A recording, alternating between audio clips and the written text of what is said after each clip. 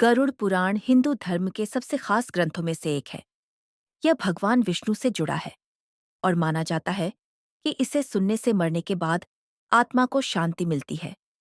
इसीलिए हिंदू धर्म में किसी की मृत्यु के बाद गरुड़ पुराण सुनने की परंपरा है। इसके मुख्य देवता स्वयं भगवान विष्णु हैं। गरुड़ पुराण का महत्व 18 पुराणों में गरुड़ पुराण का अपना एक अलग ही महत्व है। यह बताता है कि हमारे अच्छे और बुरे कर्मों का फल हमें सिर्फ इस जिंदगी में ही नहीं बल्कि मरने के बाद भी मिलता है। इसीलिए जब घर में किसी की मृत्यु होती है तब इसे सुना जाता है।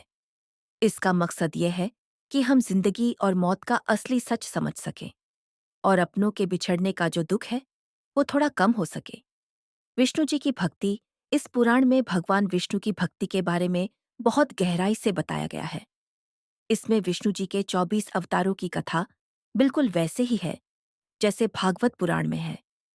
इसमें दुनिया कैसे बनी, भक्त ध्रुव की कहानी और कई देवी देवताओं जैसे सूर्य, चंद्र, शिव पार्वती, इंद्र और माता सरस्वती के मंत्रों के बारे में भी विस्तार से बताया गया है। श्लोक और इसके विषय कहा जाता है कि गरुड़ पुराण में पहले 19,000 श्लोक थे, लेकिन आज के समय में सिर्फ 7,000 श्लोक ही मिलते हैं। इसे हम दो हिस्सों में बांट सकते हैं। पहला हिस्सा, इसमें विष्णु जी की पूजा के तरीके बताए गए हैं। दूसरा हिस्सा, इसे प्रेत कल्प कहते हैं। इसमें बताया गया है कि मरने के बाद आत्मा के साथ क्या होता है, उसे किन नरकों से गुजरना पड़ता है, अगला जन्म कैसे मिलता है, भूत प्रेत की योनि से कैसे बचा जा सकता है और पितरों का श्राद्ध कैसे करना चाहिए। कश्यप, आर्षि और तक्षक नाग की कहानी। इस पुराण में एक बहुत ही रोचक कहानी है। एक बार तक्षक नाग एक श्राप के कारण राजा परीक्षित को डसने जा रहा था। रास्ते में उसे कश्यप अर्षि मिले।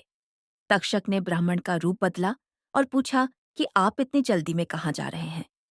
ऋषि ने कहा, तक्षक नाग, राजा परीक्षित को डसने वाला है। मैं अपने मंत्रों से राजा का जहर उतार कर उन्हें फिर से जिंदा कर दूंगा। यह सुनकर तक्षक ने अपना असली रूप दिखाया और कहा कि मेरे जहर से आज तक कोई नहीं बचा, आप वापस लौट जाइए। जब अर्षि नहीं माने तो तक्षक ने पास ही खड़े एक हरे भरे पेड़ को डसकर पल भर में राख कर दिया। ये देखकर कश्यप ऋषि ने उस राख को इकट्ठा किया, अपना मंत्र पढ़ा और देखते ही देखते उस राख से फिर से एक हरा भरा पेड़ उगाया।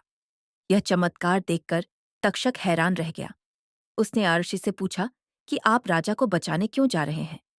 अर्षि ने कहा कि मुझे वहां से बहुत सारा धन मिलेगा।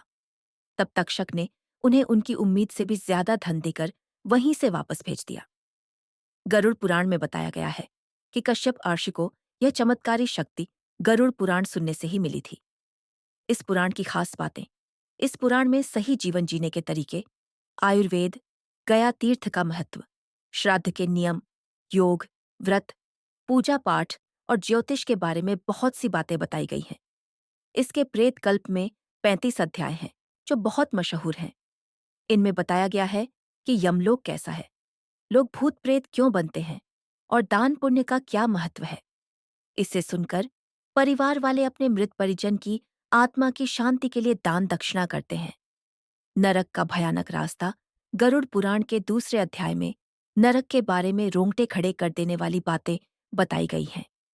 जब गरुड़ जी ने पूछा कि यमलोक का रास्ता कैसा होता है, तो भगवान विष्णु ने कहा, हे गरुड़, वह रास्ता इतना भयानक है कि तुम सुनकर ही कांप जाओगे। यमलोक के रास्ते में न कोई पेड़ है, न छांव, न खाना है और न ही पानी। वहां प्रलय के जैसे 12 सूरज एक साथ आग बरसाते हैं। उस रास्ते से गुजरते हुए पापी इंसान को कभी बर्फीली हवाओं का सामना करना पड़ता है, तो कभी कांटे चुभते हैं, कभी जहरीले सांप डसते हैं, तो कभी शेर और खूंखार कुत्ते उसे नोचते हैं। इसके बाद पापी एक भयानक जंगल में पहुंचता है जो आग, खूंखार कौवों और गिद्धों से भरा है।